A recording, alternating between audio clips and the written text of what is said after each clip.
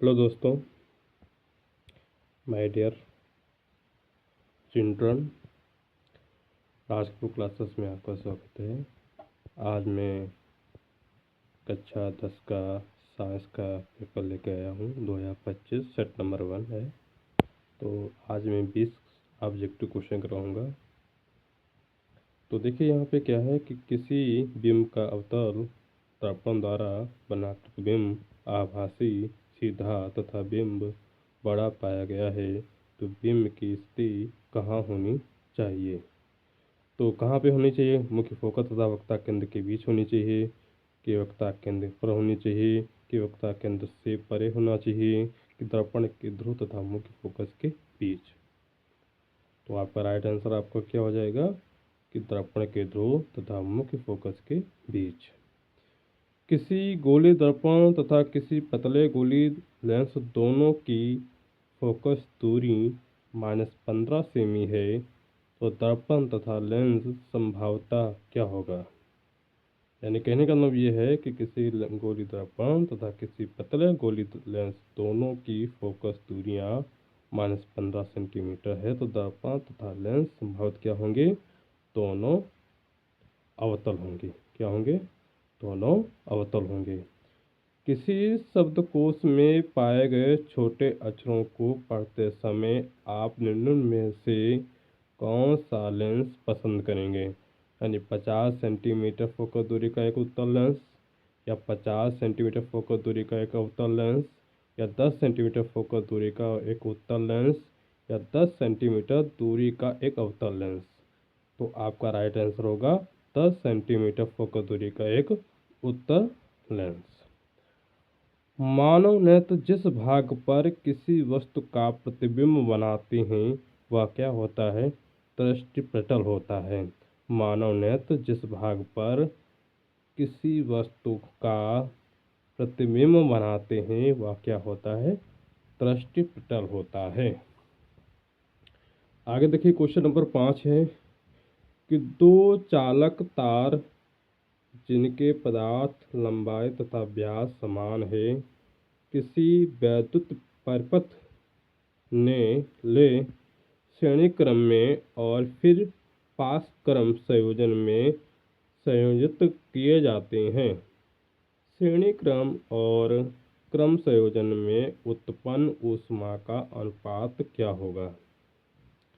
यानी इसमें जो है जो लंबाई है वो व्यास के समान है और एक श्रेणी क्रम में जुड़ा है, पास क्रम में जुड़ा है, तो उसका अनुपात क्या होगा? 1:4 होगा। 1:2 है, 2:1 है, 1:4 है, 4:1 है। तो आपका आंसर जो होगा 1:4 होगा। विद्युत धारा उत्पन्न करने के युक्त को क्या कहते हैं? जनित्र कहते हैं, गैनोमीटर कहते हैं, या मीटर कहते हैं, या मोटर कहते हैं। तो हमारा आंसर क्या? जनित्र होगा। क्या होगा? जनित्र होगा। निम्नलिखित में से कौन सी लंबे विद्युत धारा तार के निकट चुंबकीय क्षेत्र को सही वर्णन करते हैं? तो यहाँ पे क्या है, अगर निकट विद्युत धारा क्षेत्र को सही वर्णन करते हैं तो वो कौन से करते हैं? चुंबकीय क्षेत्र की चुंबकीय क्षेत्र की क्षेत्र रेखाएं तार के लंबवत होती हैं, या चुंबकीय क्षेत्र की क्षेत्र रेखाएं तार के समांतर होती हैं, कि चुंबकीय क्षेत्र की क्षेत्र रेखाएं त्रिज्यीय होती हैं, कि चुंबकीय क्षेत्र की संकेंद्रित क्षेत्र रेखाओं का केंद्र तार होता है। तो आपका राइट आंसर है कि चुंबकीय क्षेत्र की संकेंद्रीय क्षेत्र रेखाओं को केंद्र तार होता है।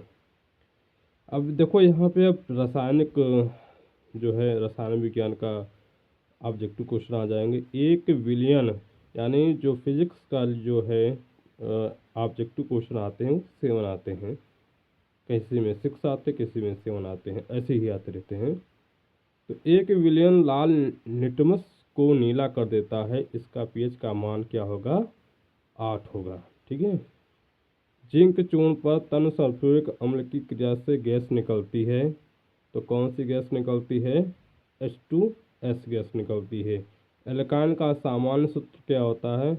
एल्काइन का सामान्य सूत्र क्या होता है, यानी जनरल सूत्र क्या होता है? वो आपका होता है CnH2n-2 होता है। ठीक है।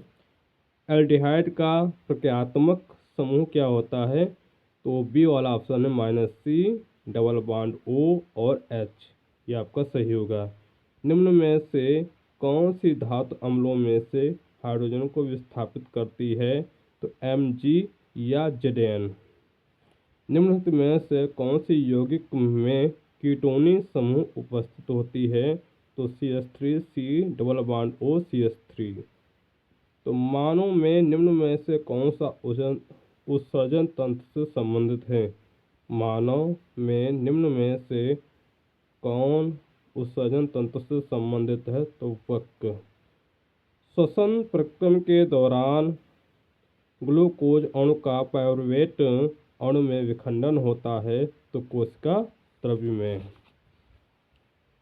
जीवों में अपने कायिक भाग से नए जीव के निर्माण की क्षमता को कहा जाता है। यानी जीवों में अपने कायिक भाग से नए जीव के निर्माण की क्षमता को कहा जाता है प्रवर्धन भवन। निम्न में से कौन बीज में परिवर्तित होता है? बीजांड। डीएनए का वह भाग जिसमें किसी प्रोटीन संश्लेषण के लिए सूचना होती है या सूचना कहलाती है, तो जीन होती है। निम्न में से कौन सा कृत्रिम पारतंत्र का उदाहरण है? तो मानव निर्मित कृषि भूमि। निम्न में से कौन सा पादप हार्मोन नहीं है? तो थायरॉक्सिन नहीं है। तो आपको धन्यवाद, और इस क्वेश्चन को आप अच्छी तरीके से समझ लें। बाकी आपका यहाँ पे ऑब्जेक्टिव है एक अवतल दर्पण से 25 सेंटीमीटर की दूरी पर वस्तु का दुगुना बड़ा वास्तविक प्रतिबिंब बनाता दर्पण की फोकस दूरी ज्ञात कीजिए।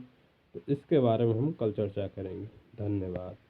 और वीडियो अगर अच्छी लगी तो लाइक और सब्सक्राइब और शेयर जरूर कीजिए।